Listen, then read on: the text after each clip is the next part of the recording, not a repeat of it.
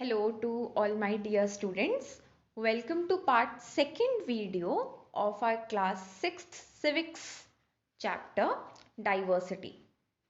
Last part में हमने diversity का मतलब समझा था. डाइवर्सिटी का मतलब होता है विभिन्नताएं, वैरायटी, या फिर अगर आसान भाषा में बोले तो अलग अलग होना. इस चैप्टर में हम एक बहुत प्यारी सी स्टोरी पढ़ेंगे अबाउट मेकिंग फ्रेंड्स. हम रोज स्कूल जाते हैं, काफ़ी सारे अलग अलग बच्चों से हम बातें करते हैं और उन सभी बच्चों में से कुछ ऐसे हमारे क्लासमेट्स होते हैं जो हमारे बहुत अच्छे दोस्त बन जाते हैं. इसके अलावा हम जिस कॉलोनी में रहते हैं या जिस सोसाइटी में रहते हैं वहाँ पर भी हम खेलने जाते हैं शाम को और वहाँ भी हमारे फ्रेंड्स बन जाते हैं, राइट. यहाँ पे हम देखेंगे कि किस तरीके से दो बच्चों के बीच में दोस्ती होती है. दोनों अलग अलग फैमिलीज से आते हैं. एक बच्चा स्कूल जाता है, दूसरा बच्चा थोड़ा स्कूल नहीं जाता है. फिर भी उनके बीच में क्या हो जाती है, फ्रेंडशिप हो जाती है. Making friends. Do you think it would be easy for you to make friends with someone who are very different from you?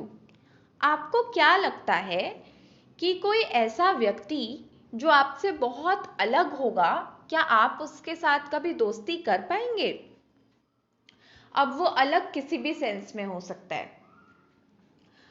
हो सकता है कि उसकी कास्ट अलग हो सकता है कि उसकी रिलीजन अलग हो, आप हिंदू हो और वो क्रिश्चियन हो, या फिर आप सिख हो और वो मुस्लिम हो. तो इट डिपेंड्स कि आप लोग अलग अलग पैमाने पर एक दूसरे से अलग हो सकते हैं. हो सकता है कि आप बंगाली भाषा बोलते हो और वो गुजराती बोलता हो. तो हमारी किताब की ये कुछ पंक्तियां, ये कुछ लाइंस हमसे ये क्वेश्चन करती हैं कि क्या आप किसी एक ऐसे व्यक्ति से दोस्ती कर पाएंगे, आसानी से दोस्ती कर पाएंगे जो कि आपसे काफी अलग होगा. Read the following story and think about this. आप नीचे दी गई स्टोरी को पढ़ सकते हैं और इस बारे में सोच सकते हैं. I had meant it as a joke made up for a small ragged boy who sold newspapers at the Janpat crossing at the busy intersection. मैंने इसे एक जोक की तरह ही समझा था. एक जोक जो कि एक स्मॉल रैग्ड बॉय जो कि न्यूज़पेपर्स बेचा करता था, उसके ऊपर मैंने एक ये जोक समझा था. जनपथ क्रॉसिंग पे एट बिजी इंटरसेक्शन. जनपथ क्या है, दिल्ली में काफ़ी एक फेमस मार्केट है, काफ़ी बिजी मार्केट है.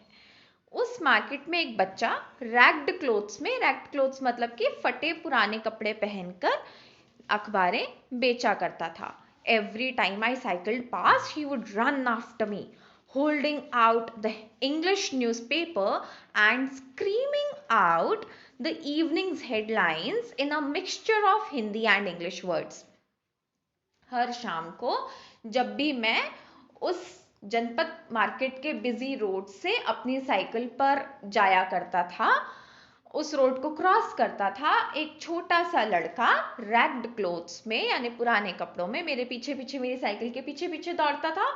और हंसने वाली बात इसमें ये थी कि वो देखने में तो उसे देख के मुझे समझ आ रहा था कि ये ज़्यादा पढ़ा लिखा है नहीं, लेकिन वो इंग्लिश न्यूज़पेपर की इंग्लिश हेडलाइंस को बोलने की कोशिश करता था.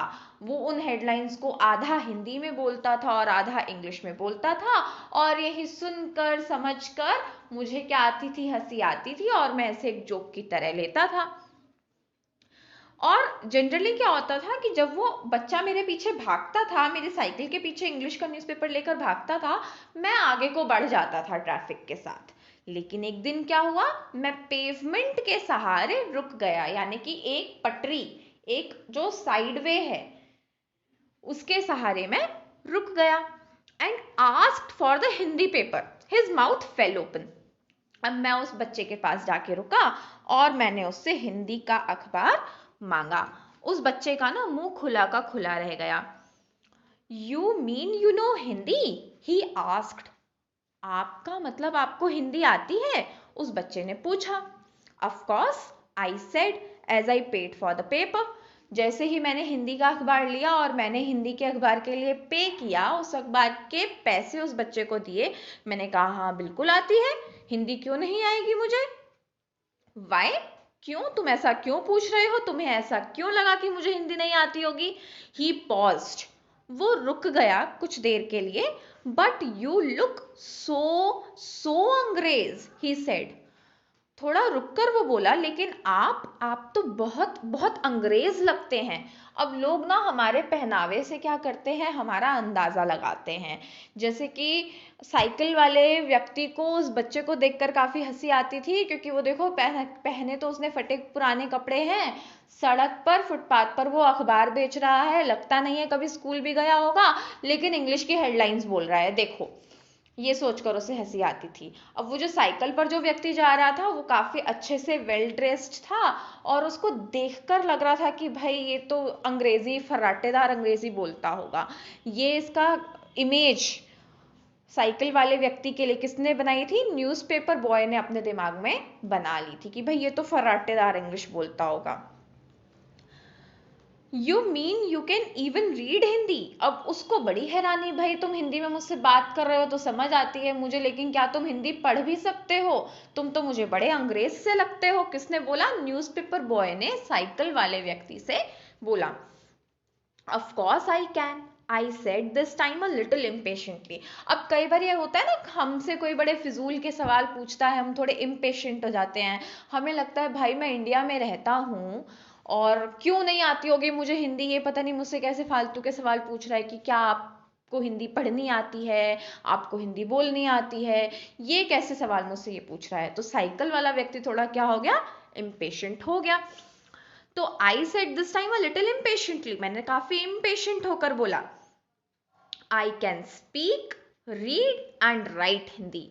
मैं हिंदी बोल सकता हूँ, मैं हिंदी पढ़ सकता हूँ, और यहाँ तक कि हिंदी लिख भी सकता हूँ। Hindi is one of the subjects I study in school. Hindi उन सभी सब्जेक्ट्स में से एक सब्जेक्ट है जो कि मैं अपने स्कूल में पढ़ता हूँ। अब आप इस पिक्चर में देख सकते हैं, ये साइकिल वाला जो बच्चा है काफी वेल ड्रेस्ड है, और ये एक छोटा सा बच्चा उसे न्यूज़पेपर बेचने की कोशिश कर रहा है। अब इस बच्चे ने जो कभी स्कूल नहीं गया, एक सेकेंड,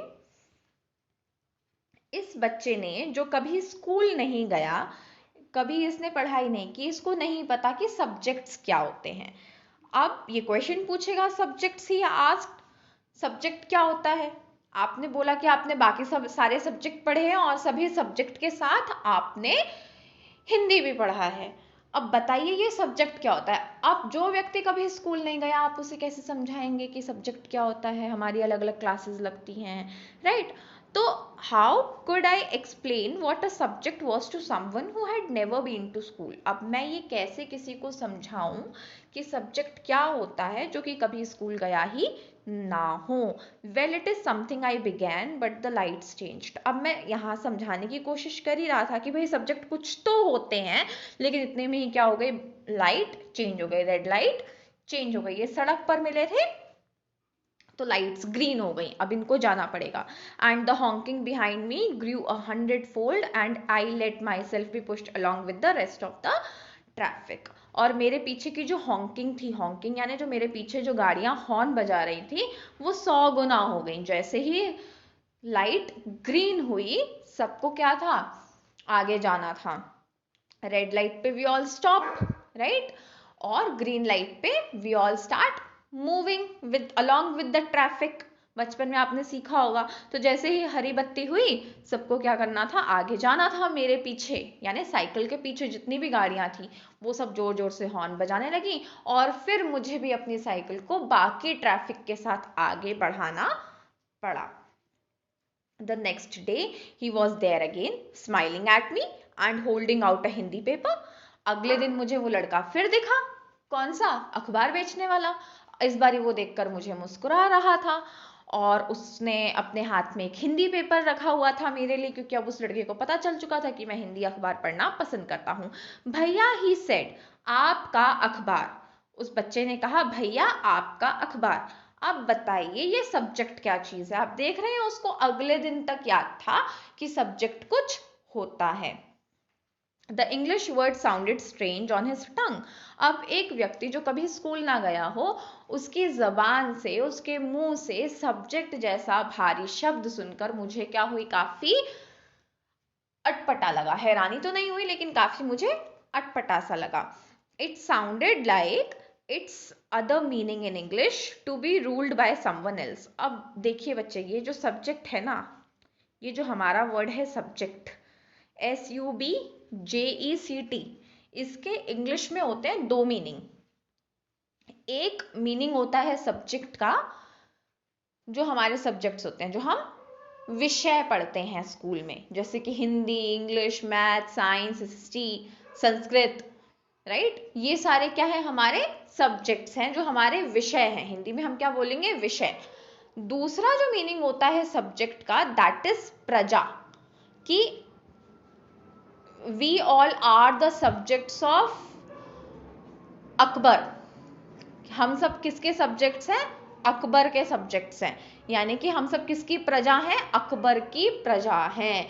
या Akbar took good care of his subjects, Akbar जो था अपने सब्जेक्ट्स का बहुत ज्यादा ध्यान रखा करता था, यानी अपनी प्रजा का बहुत ज्यादा ध्यान रखा करता था। तो यहाँ पर ये जो सब्जेक्ट है इसका अलग मीनिंग आ जाएगा, ठीक है। तो वो कह रहा है कि जिस तरीके से वो अखबार बेचने वाला बच्चा सब्जेक्ट प्रोनाउंस कर रहा था, उसका मीनिंग मुझे क्या लग रहा था, प्रजा वाला लग रहा था, to be ruled by someone else, ठीक है। उसका मीनिंग बिल्कुल भी हमारे स्कूल वाले सब्जेक्ट्स तो नहीं लग रहा था।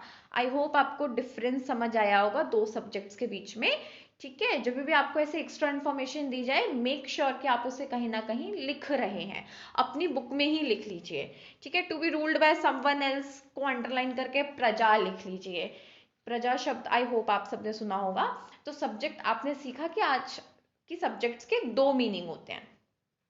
इंग्लिश में जो हमारा वर्ड है सब्जेक्ट, उसके दो मीनिंग होते हैं, एक जो हम स्कूल में सब्जेक्ट्स पढ़ते हैं और दूसरा प्रजा भी होता है, ठीक है। तो अब मैंने जब उस अखबार बेचने वाले बच्चे के मुंह से सब्जेक्ट सुना तो मुझे दूसरा वाला मीनिंग लगा, यानी प्रजा वाला मीनिंग लगा, to be ruled by someone else.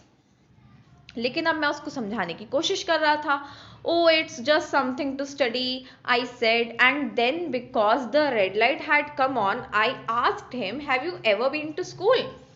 अब मैंने उस बच्चे को समझाने की कोशिश की कि सब्जेक्ट का मतलब कुछ पढ़ाई से संबंधित होता है, और क्योंकि अभी भी जो रेड लाइट थी, जो ट्रैफिक लाइट थी, वो रेड थी, लाल बत्ती थी, इसलिए मैंने उससे थोड़े और सवाल पूछ लिए, क्योंकि अभी हमारे पास समय था, गाड़ियां रुकी हुई थी, तो मैंने उसे थोड़े और सवाल पूछ लिए। Have you ever been to school, क्या तुम कभी स्कूल गए हो?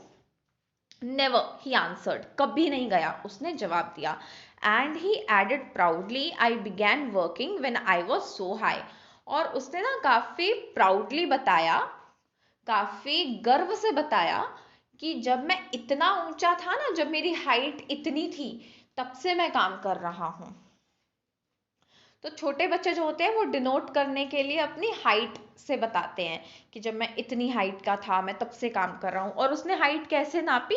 ही measured himself against my cycle seat, कि जब मैं आपकी साइकिल सीट की हाइट तक था ना, मैं तब से काम कर रहा हूँ। First my mother used to come with me, but I can do it all alone. पहले मेरी माँ मेरे साथ आया करती थी मुझे काम सिखाने, लेकिन अब मैं सीख गया हूँ और अब मैं अपना सारा ये जो अखबार बेचने का काम है अपने आप कर लेता हूँ। Where is your mother now, I asked. अब साइकिल वाले बच्चे ने पूछा कि अभी तुम्हारी माँ कहाँ है?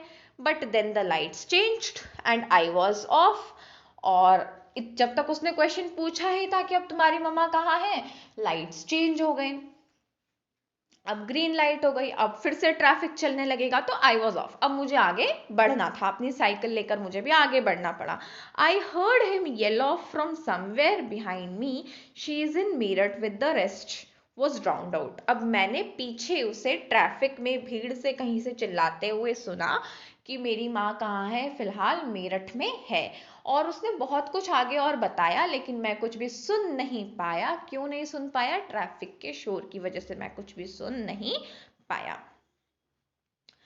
माई name is Sameer, he said the next day. अगले दिन अब ये लोग फिर मिलते हैं। जब लाइट्स रेड हो जाती हैं, सारी गाड़ियां रुक जाती हैं, फिर से वो अखबार वाला बच्चा इस साइकिल वाले बच्चे से मिलता है और फिर अपना नाम बताता है।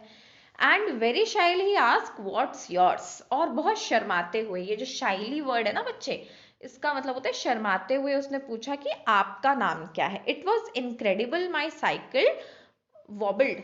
ये बहुत ज्यादा आश्चर्य की बात थी, इनक्रेडिबल बात थी। मेरी साइकिल लड़खड़ाई, मतलब डगमगाई। My name is Sameer two. अब जो बच्चा साइकिल पर बैठा है, जो स्कूल जाता है, जिसे अंग्रेजी पढ़नी बोलनी आती है, उसका भी नाम समीर है। और वो बच्चा छोटा सा जो कि अखबार बेच रहा है, उसका भी नाम क्या है? समीर है। What? His eyes lit up। अब उस अखबार वाले बच्चे की आंखों में चमक आ गई। जैसे ही हमें कोई हमारी फेमिलियर चीज मिलती है तो हमारी आंखों में चमक आ जाती है। अब इसका एक एग्जाम्पल ऐसे समझें, मान लीजिए गर्मियों के दिन चल रहे हैं और आपको आइसक्रीम खाने का बहुत मन कर रहा है। आप दोपहर में अपनी मम्मा से जिद करते हैं, मम्मा मुझे आइसक्रीम खानी है। मम्मा मना कर देती है, नहीं बेटा आइसक्रीम खाओगे बीमार पड़ जाओगे, है ना, नहीं खानी है। शाम को जब आपके पापा ऑफिस से घर आते हैं तो आप देखते हैं कि आपके फेवरेट फ्लेवर की वो ढेर सारी आइसक्रीम लेकर आते हैं। क्या होगा? आपकी आंखों में चमक आ जाएगी, आप खुश हो जाएंगे, राइट? क्यों? क्योंकि आप आइसक्रीम का वेट कर रहे थे और आपको आइसक्रीम मिल गई, है ना। इसी तरीके से, ठीक उसी तरह की चमक उस अखबार बेचने वाले बच्चे की आंखों में भी आ जाती है जब वो सुनता है कि अरे इनका नाम भी समीर है, मेरा नाम भी तो समीर है। His eyes lit up। lit up को अंडरलाइन करेंगे। lit up का मतलब होता है चमकना, उसकी आंखें चमक उठी। Yes, I grinned at him। grinned यानी मैंने भी मुस्कुराकर बोला। It's another name for हनुमान's father। Sameer क्या होता है? समीर जो होता है हनुमान जी के पिता का नाम है, ठीक है, you know।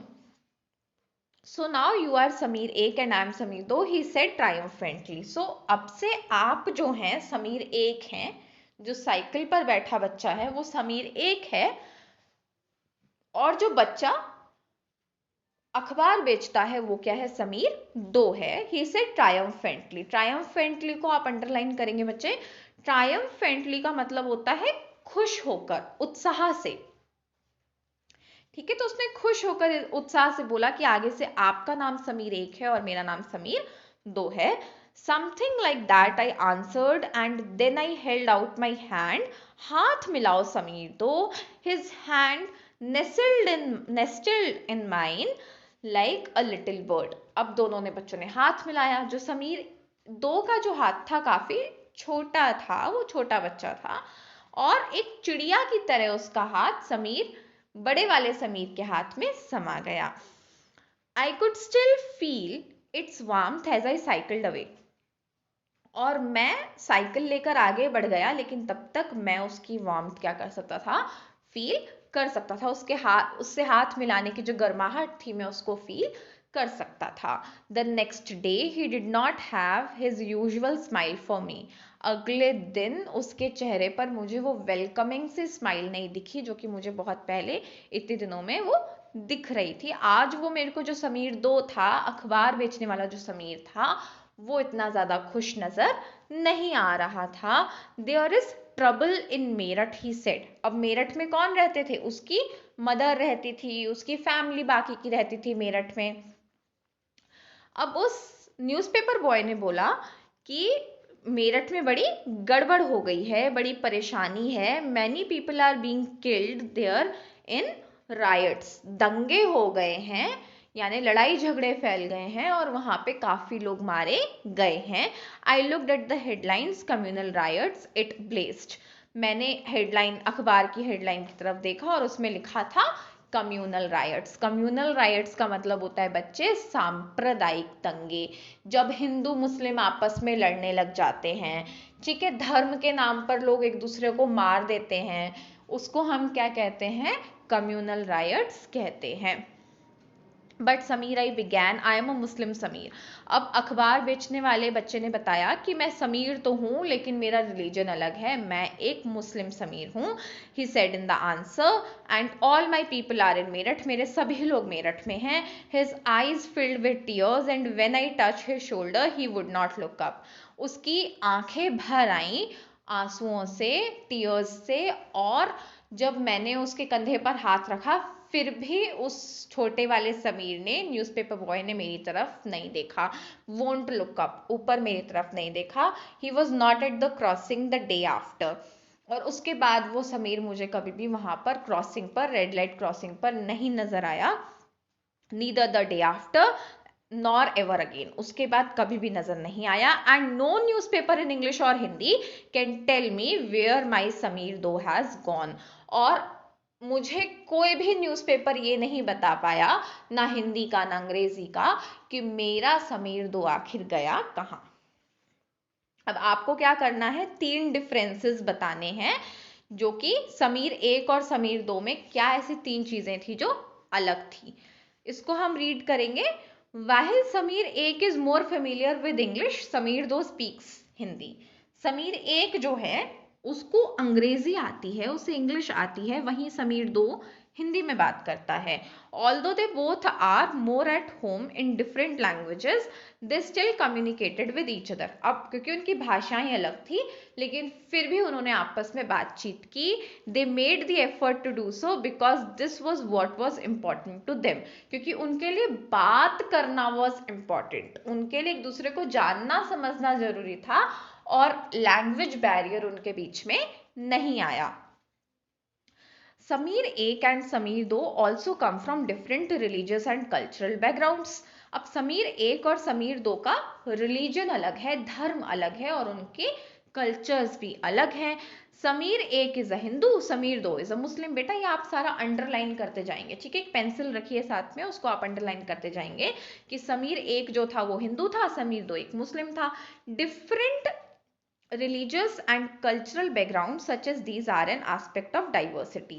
और यही सब क्या होते हैं, डाइवर्सिटी कहलाते हैं, कि एक देश में कुछ लोग हिंदू होते हैं, कुछ लोग मुस्लिम होते हैं, कुछ लोग हिंदी में बात करते हैं, कुछ लोग इंग्लिश में बात करते हैं, है ना। जब हमारी भाषाएं अलग होती हैं, जब हमारे धर्म अलग होते हैं, हम इसी को ही डाइवर्सिटी कहते हैं।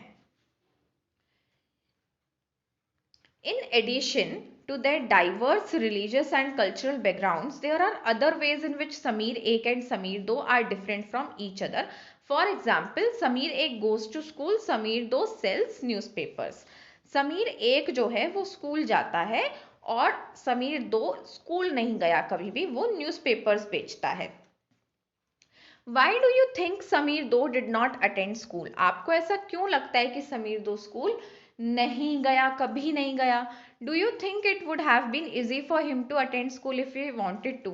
क्या आपको लगता है अगर समीर 2 स्कूल जाना चाहता तो वो जा सकता था?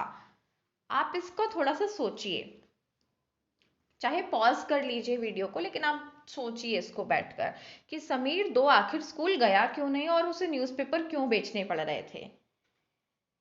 क्योंकि हमारे देश में आज भी काफी बच्चे इतने फॉर्चुनेट इनफ नहीं हैं, इतने सौभाग्यशाली नहीं हैं कि उन्हें स्कूल जाने का मौका मिले। उन्हें बहुत छोटी सी उम्र में ही काम करना पड़ जाता है।